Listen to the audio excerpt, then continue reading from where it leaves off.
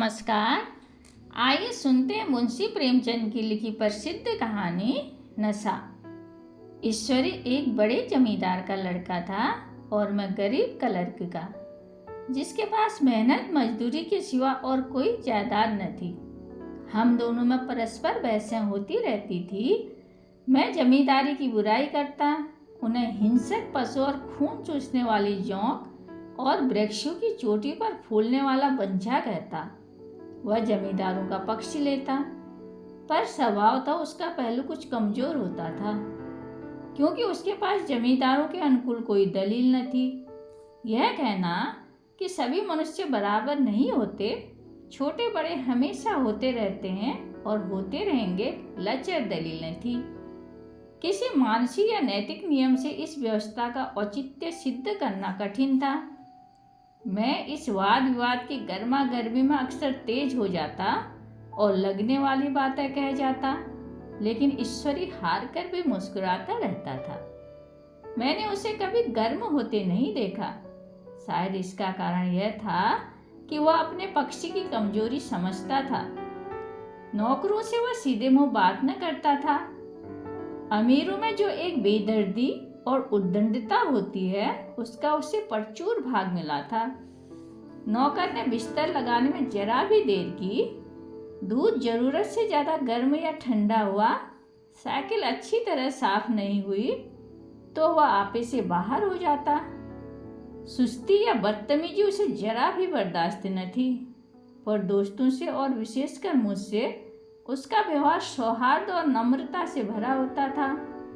शायद उसकी जगह मैं होता तो मुझ में भी वही कठोरताएं पैदा हो जाती जो उसमें थी, क्योंकि मेरा लोक प्रेम सिद्धांतों पर नहीं, निजी दशाओं पर टिका हुआ था। लेकिन वह मेरी जगह होकर भी शायद अमीर ही रहता, क्योंकि वह प्रकृति से विलासी और ऐश्वर्य प्रिय था। अब की दशहरे की छुट्टियों में मैंने निश्चय किया कि घर न जाऊंगा।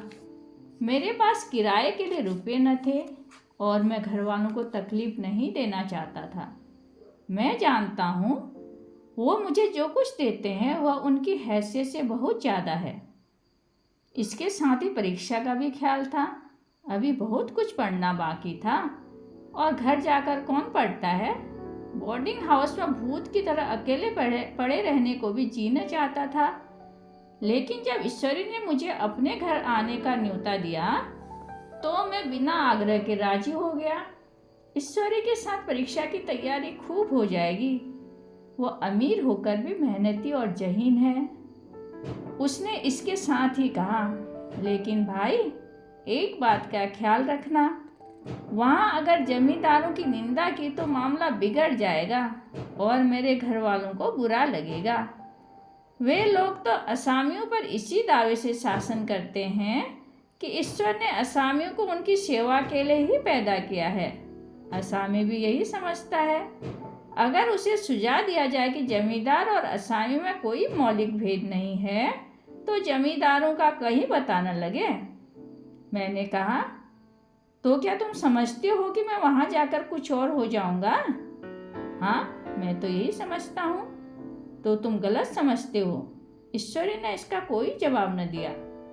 कदाचित उसने इस मुआवले को अपने मेरे विवेक पर छोड़ दिया और बहुत अच्छा किया। अगर वह अपनी बात पर अड़ता तो मैं भी जीत पकड़ लेता। सेकेंड क्लास तो क्या, मैंने कभी इंटर क्लास में भी सफ़र न किया था। अब की सेकेंड क्लास में सफ़र करने का सौभाग्य प्राप्त हुआ। गाड़ी तो 9 बजे रात को आती थी, पर यात्रा के हर्ष में हम शाम को स्टेशन जा पहुँचे। कुछ देर इधर उधर सैर करने के बाद रिफ्रेशमेंट रूम में जाकर हम लोगों ने भोजन किया। मेरी वेशभूषा और रंग ढंग से पारखी खानसामों को यह पहचानने में देर न लगी कि मालिक कौन है, पिछलग्गू कौन। लेकिन न जाने क्यों मुझे उनकी गुस्ताखी बुरी लग रही थी। मैंने पैसे ईश्वरी की जेब से गए। शायद मेरे पिता को जो वेतन मिलता है उससे ज़्यादा इन खानसामों को इनाम इकराम में मिल जाते हों। एक अठन्नी तो चलते समय ईश्वरी ने ही दी। फिर भी मैं उन सबों से उसी तत्परता और विनय की प्रतीक्षा करता था जिससे वे ईश्वरी की सेवा कर रहे थे। ईश्वरी के हुक्म पर सब के सब यूं दौड़ाते, लेकिन मैं कोई चीज़ मांगता तो उनका उत्साह नहीं दिखाते। मुझे भोजन में कुछ स्वाद न मिला।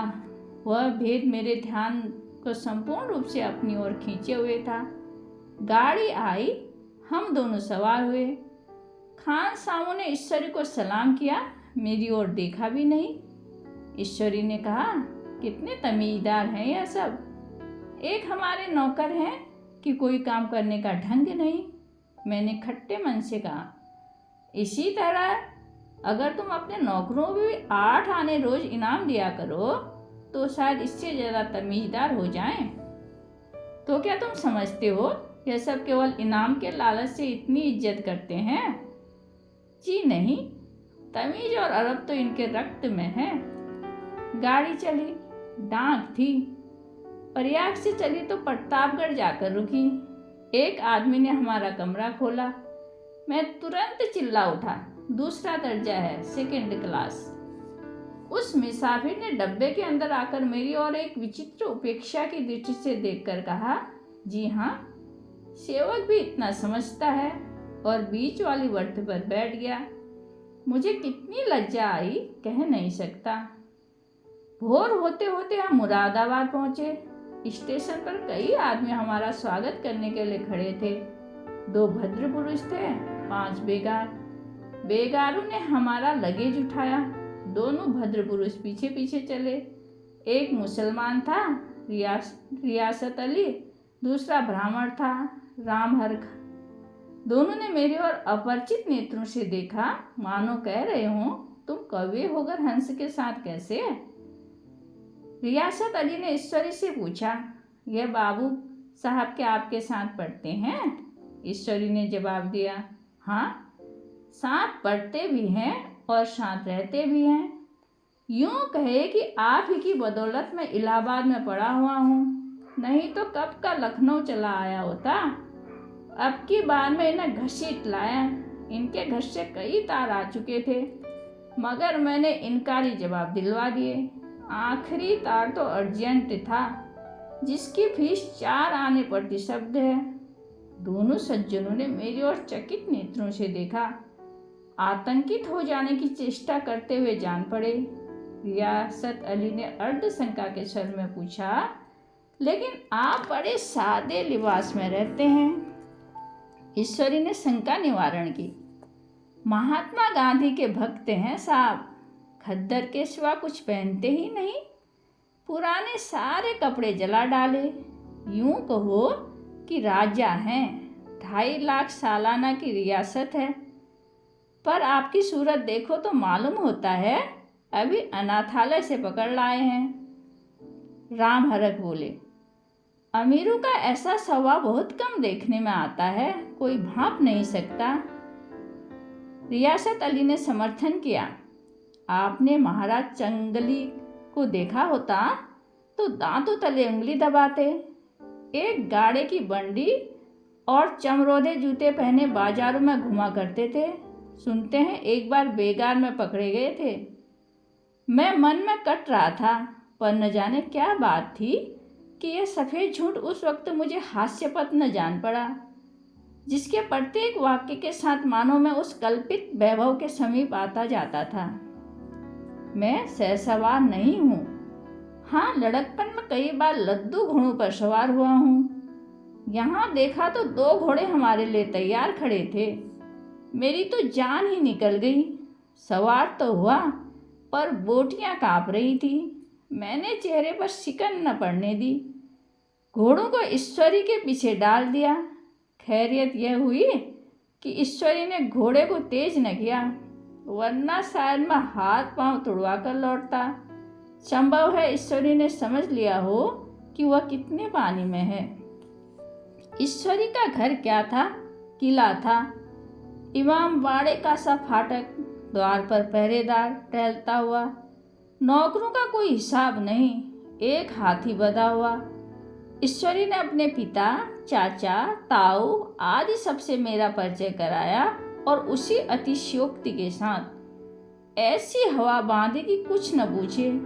नौकर चाकर ही नहीं, घर के लोग भी मेरा सम्मान करने लगे। देहात के जमींदार लाखों का मुनाफा, मगर पुलिस कांस्टेबल को भी अफसर समझने वाले कई महाशय तो मुझे हुजूर हुजूर कहने लगे।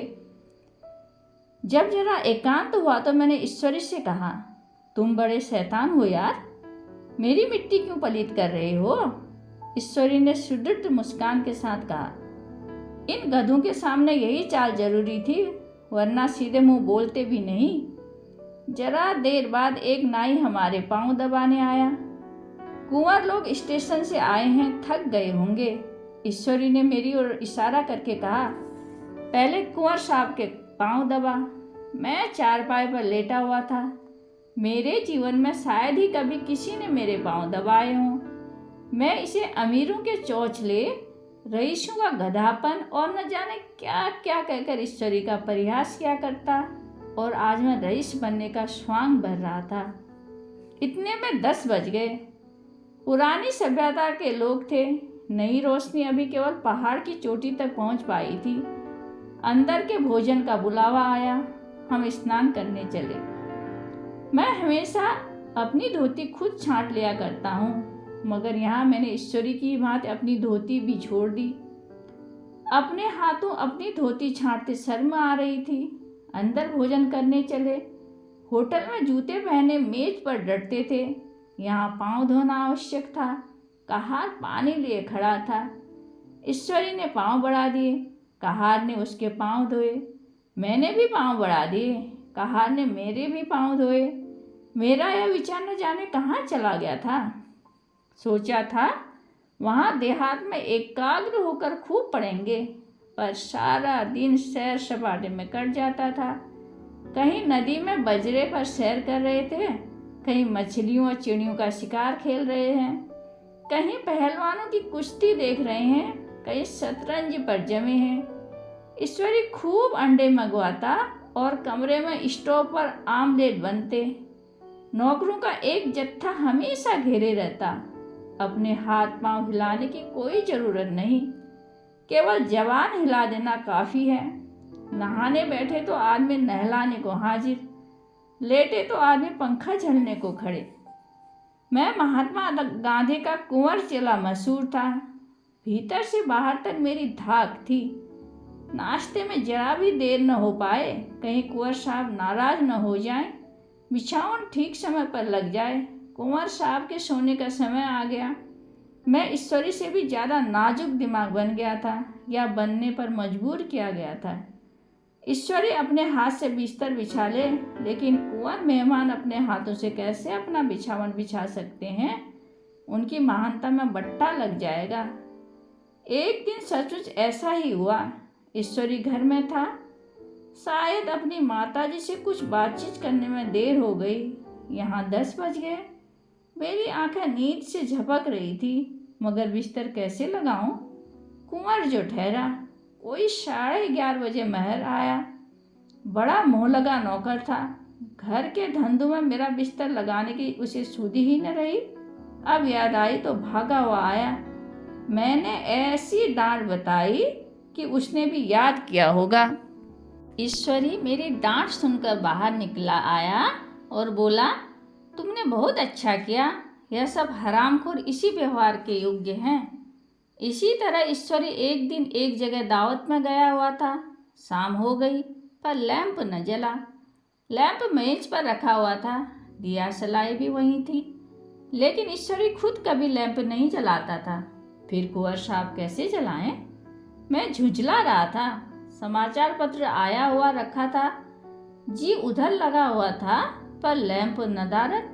देव योग से उसी वक्त मुंशी रियासत अली आ निकले। मैं उन्हीं पर उबल पड़ा। ऐसी फटकार बताई कि बेचारा उल्लू हो गया। तुम लोगों को इतनी फिक्र भी नहीं कि लैंप जलवा दो? मालूम नहीं ऐसे कामचोर आदमियों की यहाँ कैसे गुजर होती है। मेरे यहाँ घंटे भर निर्वाह न हो। रियासत अली ने कांपते हुए हाथों से लैंप जला दिया। वहाँ एक ठाकुर अक्सर आया करता था। कुछ मनचला आदमी था। महात्मा गांधी का परम भक्त। मुझे महात्मा जी का चेला समझकर मेरा बड़ा लिहाज करता था। पर मुझसे कुछ पूछते संकोच करता था। एक दिन मुझे अकेला देख कर आया और हाथ बांध कर बोला, सरकार, तो गांधी बाबा के चेले हैं ना? लोग कहते हैं कि यहाँ सुराज हो जाएगा तो जमींदार न रहेंगे। मैंने शान जमाई, जमींदारी के रहने की जरूरत ही क्या है? ये लोग गरीबों का खून चूसने की सिवा और क्या करते हैं? ठाकुर ने फिर पूछा, तो क्या सरकार, अब जमींदारों की जमीन छीन ली जाएगी? मैंने कहा, बहुत से लोग खुशी से दे देंगे, जो लोग खुशी से न देंगे उनकी जमीन छीननी ही पड़ेगी। हम लोग तो तैयार बैठे हुए हैं, ज्यों ही स्वराज्य हुआ अपने सारे इलाके असामियों के नाम कर देंगे। मैं कुर्सी पर पांव लटकाए बैठा था। ठाकुर मेरे पांव दबाने लगा, फिर बोला, आजकल जमींदार लोग बड़ा जुल्म करते हैं सरकार। हमें भी हुजूर अपने इलाके में थोड़ी सी जमीन दे दें तो चलकर वहीं आपकी सेवा में रहें। मैंने कहा, अभी तो मेरा कोई अख्तियार नहीं है, लेकिन ज्यों ही अख्तियार मिला मैं सबसे पहले तुम्हें बुलाऊंगा। तुम्हें मोटर ड्राइवरी सिखाकर अपना ड्राइवर बना लूँगा। सुना, उस दिन ठाकुर ने खूब भंग पी और अपनी स्त्री को खूब पीटा और गांव के महाजन से लड़ने को तैयार हो गया। छुट्टी इस तरह समाप्त हुई और हम फिर प्रयाग चले आए। गांव के बहुत से लोग हम लोगों को पहुंचाने आए। ठाकुर तो हमारे साथ स्टेशन तक आया। मैंने भी अपना पार्ट खूब सफाई से खेला और अपनी विनय और देवत्व की मोहर हरेक के हृदय पर लगा दी। जी तो चाहता था हरेक को अच्छा इनाम दूं, लेकिन ऐसी सामर्थ्य कहाँ थी। वापसी टिकट था ही, केवल गाड़ी में बैठना था, पर गाड़ी आई तो ठसाठस भरी हुई। दुर्गा पूजा की छुट्टियां बिताकर सभी लोग लौट रहे थे। सेकंड क्लास में तिल रखने की जगह नहीं। इंटर क्लास की हालत उससे भी बदतर। यह आखिरी गाड़ी थी, किसी तरह रुक न सकते थे। बड़ी मुश्किल से तीसरे दर्जे में जगह मिली। हमारे ऐश्वर्य ने वहाँ अपना रंग जमा लिया, मगर मुझे उसमें बैठना बुरा लग रहा था। आए थे आराम से, लेटे लेटे जा रहे थे सिकुड़े हुए। पहलू बदलने की भी जगह न थी। कई आदमी पढ़े लिखे भी थे, आपस में अंग्रेजी राज्य की तारीफ करते जा रहे थे। एक महाशय बोले, ऐसा न्याय तो किसी राज्य में नहीं देखा, छोटे बड़े सब बराबर। राजा भी किसी पर अन्याय करे तो अदालत उसकी भी गर्दन दबा देता है। दूसरे सज्जन ने समर्थन किया, अरे साहब, आप खुद बादशाह पर दावा कर सकते हैं। एक आदमी जिसकी पीठ पर बड़ा सा गट्ठर था कलकत्ते जा रहा था। कहीं गठरी रखने की जगह न मिली थी, पीठ पर बांधे हुए था। इससे बेचैन होकर बार बार द्वार पर खड़ा हो जाता।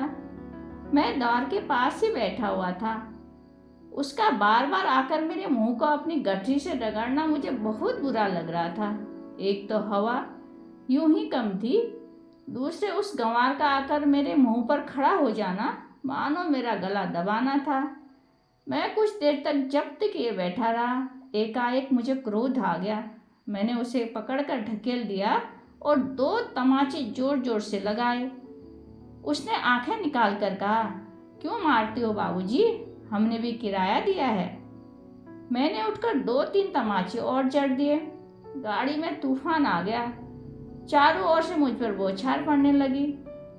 इतने नाजुक मिजाज हो तो पहले दर्जे में क्यों नहीं बैठे? कोई बड़ा आदमी होगा तो अपने घर का होगा। मुझे इस तरह मारते तो दिखा देते। क्या कसूर किया था बेचारे ने? गाड़ी में सांस लेने की जगह नहीं, खिड़की पर जरा सांस लेने तो खड़ा हो गया तो उस पर इतना क्रोध। अमीर होकर के आदमी अपनी इंसानियत बिल्कुल खो देता है। यह भी अंग्रेजी राज्य है जिसके आप गुण गा रहे थे। एक ग्रामीण बोला, दफ्तरन मां घुस पावत नहीं, इस पर इतना मिजाज। ईश्वरी ने अंग्रेजी में कहा, what an idiot you are Veer, और मेरा नशा कुछ कुछ उतरता हुआ महसूस होता था। दोस्तों, ऊपर ऊपर से हम सब आदर्शवान हैं, अच्छे लोग हैं। हमें खुद भी यही लगता है कि बुराई तो दूसरों में है, हम तो दूध के धुले और गंगा से नहाए हुए हैं, लेकिन हमारे आदर्श सोने के बने हैं या पीतल के, यह तो तभी पता चलेगा जब उन्हें कसौटी पर परखा जाएगा। नशा कहानी इसी को दर्शाती है।